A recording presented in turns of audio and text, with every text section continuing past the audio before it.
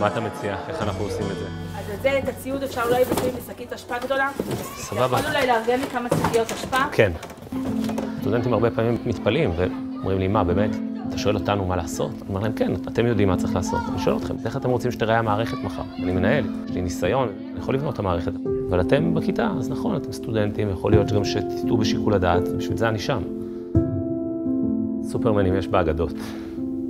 ובחיים, כדי להצליח, חייבים לעבוד בצוות. לא. אני גר במזכרת בתיה. במשך כמה שעות ממש, כאילו היינו בתוך הממ"ד, היה קשה לצאת ממנו, כי כל הזמן היו אזעקות. לא, כמובן, לא הבנו את גודל הזוועה. אני בעקבות זה ניסיתי לחשוב מה אני יכול להתחיל לעשות. בפועל ראיתי שאני לא מצליח לעשות משהו. ואז חשבתי שאני יכול לנהל בית ספר. כמו עשיתי את זה בעבר. ואז דיברתי עם חבר שאמר לי שבלאונרדו צריך עזרה. ובאתי לפה. וידאתי שיש לי חדרים שאפשר להקים בהם בית ספר, והתברר שאכן יש. ואז עברתי בחדר האוכל, ובמהלך ארוחת צהריים התחלתי לשכנע אנשים, הודעתי להם שמחר בבוקר בשעה 10 נפתח בית ספר. אנחנו התחלנו עם 110 ילדים, ואנחנו עוד לא יודעים איך זה ייראה במעבר. ברמה של האנשים פה, אז כל אחד יש לו סיפור. אישה אליי מישהי והיא אומרת לי, אני רוצה שתגיד קדיש על הבן שלי. אמרתי לה, מה קרה לו? אז היא אומרת לי, הוא נהרג. אמרתי לה, מתי? היא אומרת לי, לפני חודש. ואמרתי קדיש, לה. מסביב היה רעש והמולה, והיא ענתה אמן. היא בכתה ואני בכיתי.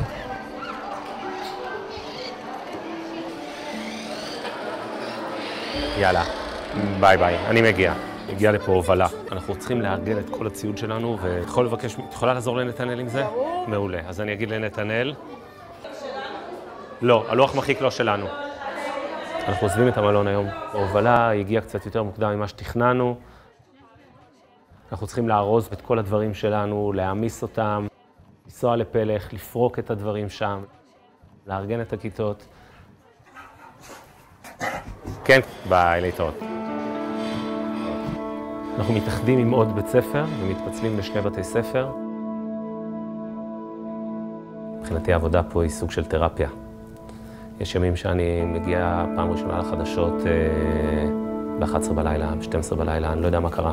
זה מאוד מאוד קשה בהיבט הרגשי.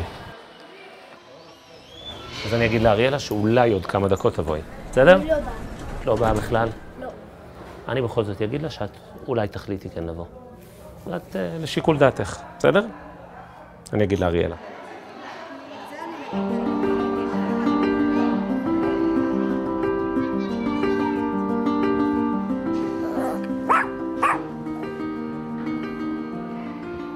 החל ממחר הילדים יעלו על הסעה, יגיעו עם ילקוט לבית ספר, ייסגר מאחוריהם השער של בית הספר והם יבינו שעכשיו זה בית ספר ועכשיו לומדים כמו שצריך. אנחנו מתבססים יותר ויותר על כוח אדם קבוע, על מורים מקצועיים, לצד סטודנטים, סטודנטיות ומתנדבים. נתנו מענה ל100 ילדים, 60 משפחות. עשינו משהו קטן, באמת, יש 130,000 מפונים, עשרות אלפי ילדים שצריכים מסגרת. אנחנו פה 30-40 אנשים, נתנו מענה ל100 ילדים. אז אנחנו עשינו פה משהו קטן, ובשביל אותם ילדים זה דבר שהוא חשוב. הם יחזרו הביתה עם חוויה טובה.